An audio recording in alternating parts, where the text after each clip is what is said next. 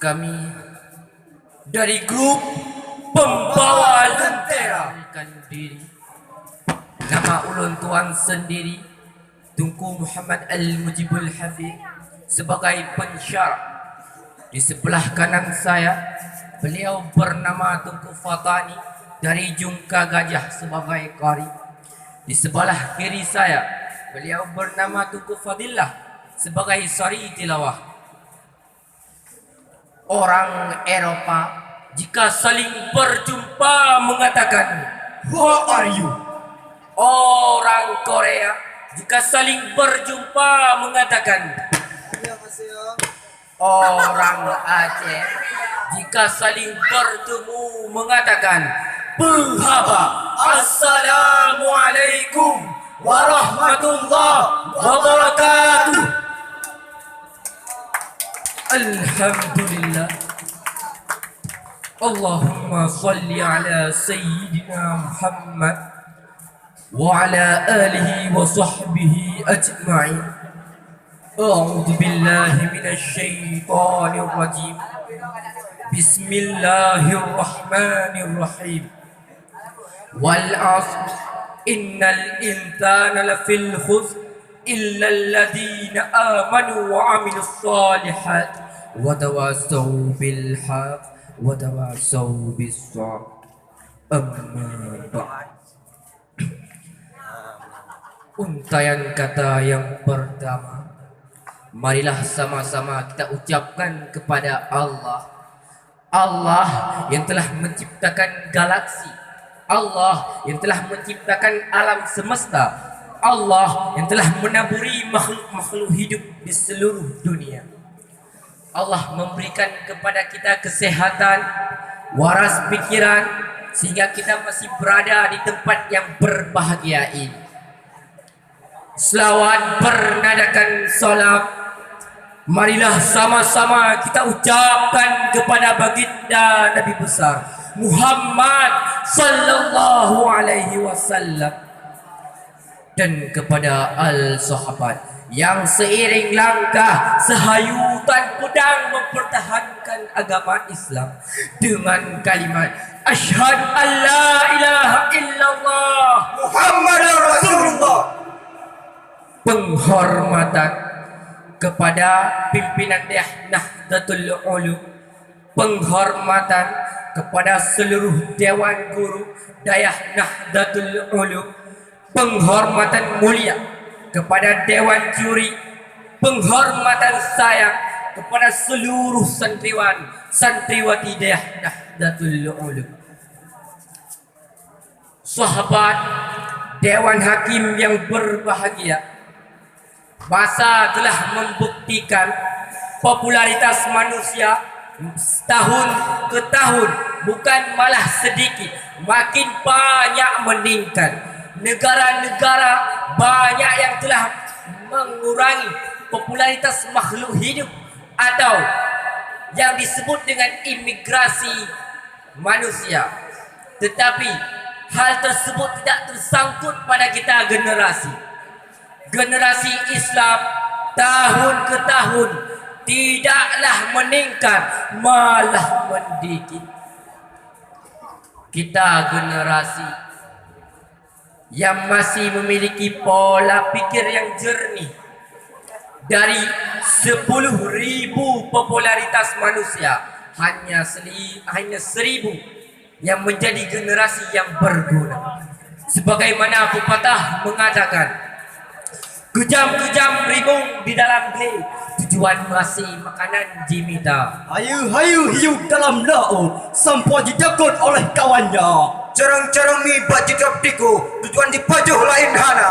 Oleh karena itu, pada hari yang berbahagia ini, saya akan mengangkat sebuah syarahan yang telah kami rangkum sedemikian rupa, yang telah kami ringkas sedemikian rupa, agar dapat dipahami oleh diri kami sendiri dan bagi hadirin sekalian, yang berjudul Ancaman Seorang Pemuda. Hadirin, sebelum melangkah lebih jauh, marilah sama-sama kita mendengar ayat suci Al-Quran, surat Al-Baqarah ayat 120 yang akan dibacakan oleh qari kami. أعوذ بالله من الشيطان الرجيم بسم الله الرحمن الرحيم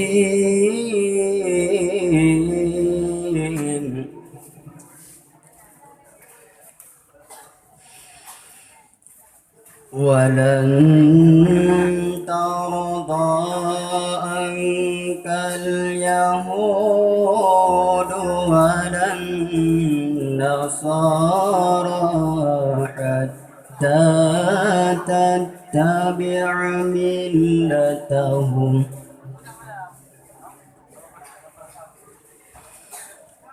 قل إن هدى الله هو الهدى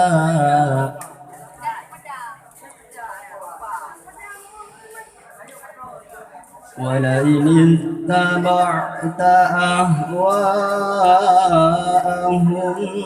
بعد الذي جاءك من العلم ما لك من الله من ولي ولا نصير. Aku berlindung kepadamu ya Allah dari godaan syaitan yang terkutuk dengan menyebut asmamu ya Allah yang maha pengasih lagi maha penyayang. Dan orang-orang Yahudi dan Nasrani tidak akan rela kepadamu Muhammad sebelum engkau mengikuti agama mereka. Katakanlah, sesungguhnya petunjuk Allah itulah petunjuk yang sebenar-benarnya. Dan jika engkau mengikuti keinginan mereka, setelah ilmu kebenaran sampai kepadamu, tidak akan ada bagimu pelindung dan penolong dari Allah. Hadirin Dewan Hakim yang berbahagia, ayat tersebut menjelaskan ancaman-ancaman orang Yahudi dan Nasrani kepada kita umat Islam sangatlah besar. Mereka memerangi kita bukan dengan mengangkat senjata. Mereka membakar, mereka menghancurkan hati para generasi. Para generasi diracuni dengan teknologi. Para generasi dihancuri dengan narkoba. Berbicara dengan narkoba. Banyak pemuda yang telah terjerumus ke dalam jurang narkoba. Umpama kecil seorang pemuda yang telah terikat dengan tali narkoba. Ia duduk di sudut kamar dengan badannya yang gemetaran. Di sekujur tubuhnya terdapat goresan-goresan. Terkadang ia ketawa dengan sendirinya, terkadang ia menangis, dan terkadang ia berteriak. Itulah umpama seorang pemuda yang telah masuk jauh ke dalam jurang kegelapan. Hadirin, para sahabatku yang seiman dan seagama, sejarah Islam telah mencatat penuh para pembesar-pembesar Islam di permukaan bumi. Mulai dari masa Nabi Adam alaihi salam sampai ke baginda Nabi Muhammad sallallahu alaihi wasallam. Nabi diutuskan oleh Allah di muka bumi ini untuk menyampaikan ma'rifahnya. Yang pertama iman, yang kedua Islam, yang ketiga tauhid, yang keempat ma'rifah. Tatkala Nabi tersebut telah wafat, maka habislah tugasnya di permukaan bumi ini. Maka umatnya boleh beragama netral, tapi itu bagi umat dahulu. Kita umat Muhammad haram beragama netral, Haram beragama Kristen. haram beragama Hindu dan Buddha. Karena Islam yang telah dibawakan Rasulullah, agama yang suci dan pantas sampai hari kiamat tiba. Hadirin Dewan Hakim yang mulia, Allah berfirman dalam surat Al-Baqarah ayat 98 yang bunyinya, Man kana aduwan lillahi wa malaikatihi wa rusulihi wa Jibril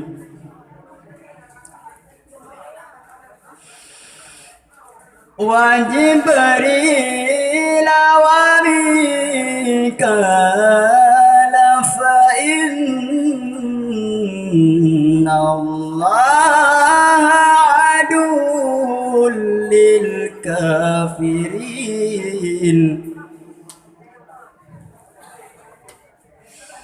fa inna Allaha aduwwun lil kafirin.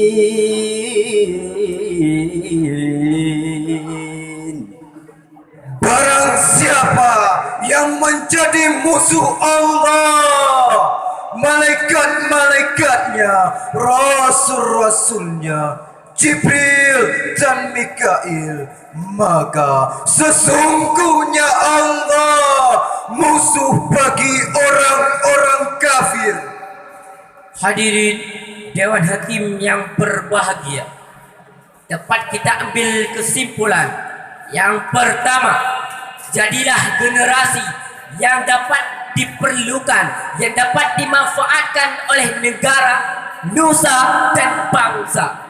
Yang kedua, hindari godaan-godaan dari orang Yahudi. Bentengi hati dengan iman, kuatkan jiwa dengan Islam. Yang ketiga, jadilah pemuda yang memiliki ilmu yang cukup, karena dengan ilmu seorang pemuda akan menjadi mulia.